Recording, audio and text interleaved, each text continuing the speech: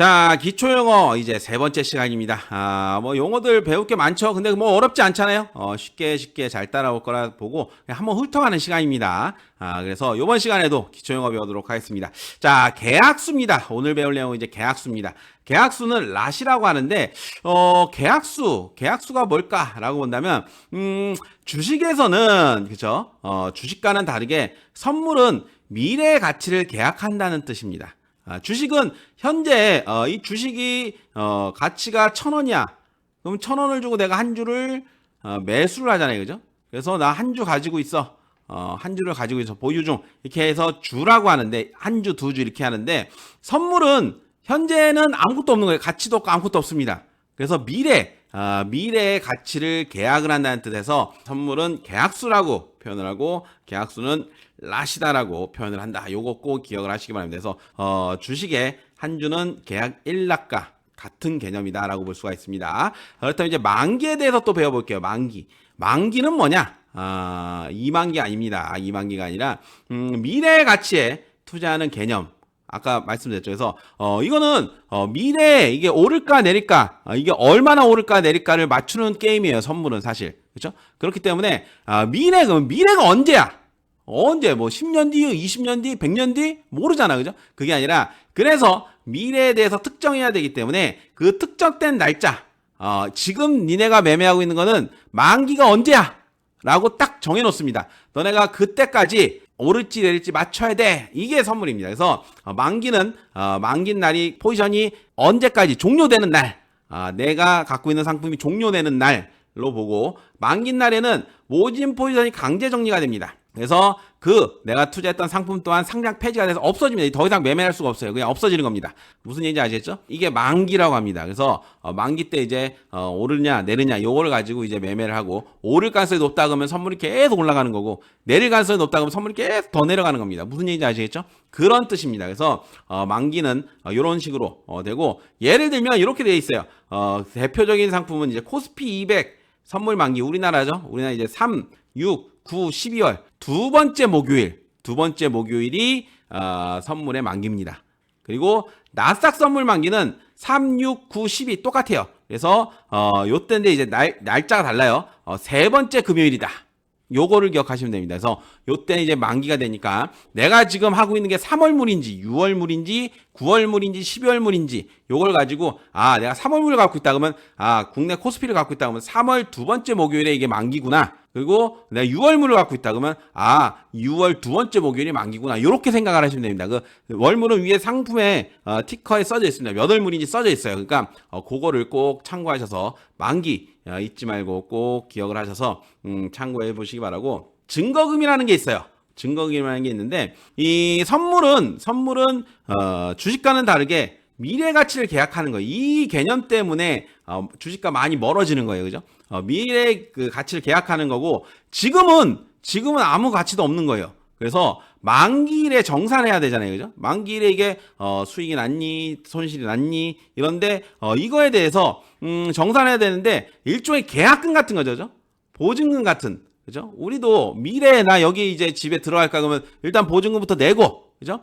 계약금부터 걸고 내고 들어갈 때 완납을 하는 거잖아요. 그죠? 그것처럼 이 선물도 만기 때 이제 완납을 하는 개념이에요. 완납을 안 해도 되지만 그건 이제 차익 거래로 인해서 안 해도 되지만 사실은 완납을 해야 돼요. 그러면 완납하기 전에 내가 요거에 대한 10% 5%는 증거금으로 갖고 있어야 계약금 쪽으로 갖고 있어야 증권사도 뭔가 계약에 대해 체결이 될 거 아닙니까? 그죠? 그래서 이 증거금이라는 걸 갖고 있는데 거래한 상품과 증권사에 따라 증거금이 상이합니다. 그래서 코스피 200 선물 증거금은 국내 증권사 키움증권 기준으로 약 3,500만에서 4천만 원 정도가 듭니다. 1계약하는데 굉장히 많이 필요하죠. 그죠? 미니 나스닥 선물은 증거금이 4만 달러 하나로 한 5천만 원 이상 정도 돼요. 5천에서 6천만 원 정도 됩니다. 환율에 따라 다르지만. 그리고 마이크로 미니 나스닥 선물 증거금은 약 4천 달러. 왜냐면 이 10분의 1이니까 500만 원 이상에서 600만 원 이상. 돈이 많이 들어가. 그죠? 일단 1계약하려면 대충 계산을 때려봐도 한 5천만 원, 4천만 원 있어야 된다는 소리입니다. 그죠? 그래서 국내 증권사를 사용할 땐 이래요. 그래서 저는 이 해외 증권사를 사용하는데 해외 증권사는 1계약이 나스닥 기준으로 1,000달러예요. 1,000달러.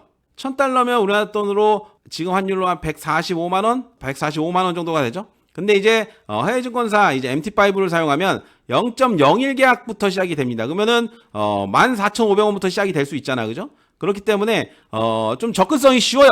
그 해외 선물사를 사용하면. 그래서 해외 증권사를 사용하면 요런 이점이 있다. 뭐 근데 뭐 증권사마다 뭐 사람마다 취향이 다르고 뭐 국내 증권사가 나는 편하다 하면 국내 증권사, 난 돈 많고 국내 증권사가 편하다 그러면 국내 증권사 사용하면 됩니다. 근데 저 같은 경우는 좀 그 MT5를 오래 써다 보니까 굉장히 직관적이고 그래서 이게 편해요. 나는 내 편한 거 하는 거야. 편한데 증거금도 쌓이니까 그냥 뭐 이 정도면 뭐 꿀이네 그러면서 쓰는 거예요. 그죠? 그건 여러분들의 취향이기 때문에 뭘 써라 얘기가 아닙니다. 그냥 여러분들이 편한 거를 뭐 나는 금액이 적다. 그러면 또 뭐 해외 증권사도 생각해 볼 수 있는 거고, 난 돈이 많고 난 국내 증권사를 오랫동안 주식을 했기 때문에 국내 증권사 쓰시면 됩니다. 그거는 뭐 누가 뭐라 못해요. 그러니까 여러분들 선택은 여러분들의 마음이고 뭐 쓰라는 거 아닙니다. 그냥 저는 증거금이 $1,000로 낮기 때문에 해외 증권사를 사용한다. 뭐 이런 얘기예요. 그래서 증거금 요거 중요합니다. 여러분들이 증거금을 잘 알고 있어야 돼요. 내가 쓰는 증권사의 증거금이 얼마인지. 그래야 이제 나중에 불이익을 좀 덜 당할 수 있습니다. 요거는 나중에 이 얘기를 할 건데 바로 지금 얘기할 거예요. 뭐냐면 로스컷입니다. 로스컷인데 로스컷은 여러분들 주식에서도 신용매매 보면은 많이 이 당하면 안 되는 건데 얘기 들었을 겁니다. 그죠? 증권사가 강제로 청산하는 걸 말해요. 그래서 주식도 신용거래시 담보 비율이 예를 들면 그냥 알아서 증권사에서 다 팔아 갖고 가잖아, 돈을. 그죠? 그런 겁니다. 그런 거기 때문에 이 신용거래 담보 비율처럼 증거금이 증권사이지만 최소 증거금 비율이 예로 떨어지면 로스컷이 진행되는 구조다. 증권사마다 최소 증거금의 비율이 상이하다라고 했는데 뭐 그렇습니다. 제가 아까 전에 얘기했던 게 뭐예요? 국내 증권사는 코스피 선물이 한 3,500에서 4천만 원 증거금이 필요하고 1계약 하는데 나스닥 같은 경우는 5천만 원 이상이 필요합니다. 4만 달러. 근데 이게 내가 포지션을 진입했어. 만약 상승 포지션에 진입을 했어. 근데 줄줄줄 떨어져. 그러면은 내가 한 5천만 원을 넣었는데 한 4천만 원, 한 3,500만 원 정도가 내려와. 그러면 로스컷이 되는 거예요. 그러면 이제 3,500만 원이 남는 거죠. 그죠? 그런 부분이라서 1,500만 원 그냥 손실로 더 보고 싶어도 그러고 나서 나중에 잘리고 나서 반등해봤자 의미가 없는 거야. 그런 부분이에요. 근데 증거금이 낮으면 제가 사용하는 해외 증권사처럼 증거금이 낮으면 $1,000예요. 내가 만약에 3천만 원을 갖고 있고 1계약을 갖고 있는데 증거금이 $1,000밖에 안 해. 145만 원밖에 안 해. 그러면 눌리더라도 버틸 수 있잖아. 그죠? 버틸 수 있는 거예요. 이게 그래서 제가 아까 전에 말씀드렸던 내가 사용하고 있는 증권사의 증거금이 얼마인지를 정확하게 파악하고 있어야 내가 그럼 1계약 할 때 내가 만약에 증거금이 4만 달러 한 6천만 원 돼. 그럼 내가 1계약 넣었을 때 한 1억 5천은 계좌에 갖고 있어야 좀 출렁거릴 때 좀 버틸 수가 있네. 요런 판단할 수 있는 거예요. 무슨 얘기인지 아시겠죠? 그래서 최대한 증거금이 싼 게 유리하다, 어떻게 보면. 그런 얘기를 하는 겁니다. 그래서 여러분들이 돈이 많으면 국내 증권사를 사용해서 증거금리를 잘 맞춰가면서 큰 돈 넣어가지고 하시면 좋고, 돈이 적다 하시면 최대한 증거금이 싼 해외 증권사를 사용하는 게 좋다. 요 얘기를 드린 겁니다. 그래서 여러분들 로스컷 다 배워봤는데 요런 거예요. 그래서 뭐 로스컷은 최대한 안 당하는 게 좋겠죠. 안 당하는 게 좋고 최대한 이건 투자자의 초과 손실을 막기 위해서, 여러분들이 빚쟁이 되는 걸 막기 위해서 증권사에서 투자자 보호를 위해서 만든 거기 때문에 이건 누가 뭐라 못합니다. 여러분들이 포지션을 잘 찍어서 로스컷을 안 당하면 돼요. 아니면 증거금이 낮은 증권사를 선택하거나 아니면 내가 돈을 엄청 많이 넣어놓으면 됩니다. 돈을 많이 넣어놓으면 증거금률이 딸릴 이유가 없어요. 그러니까 로스컷 당할 일이 없으니까 여러분들이 이런 것들을 잘 구상해서 매매를 하시면 될 것 같습니다. 자, 오늘 여기까지 해서 또 기본 용어 배워봤는데 어려울 거 없습니다. 차근차근 읽어보면 다 이해가 되고, 모르겠다면 한 번 더 봐요.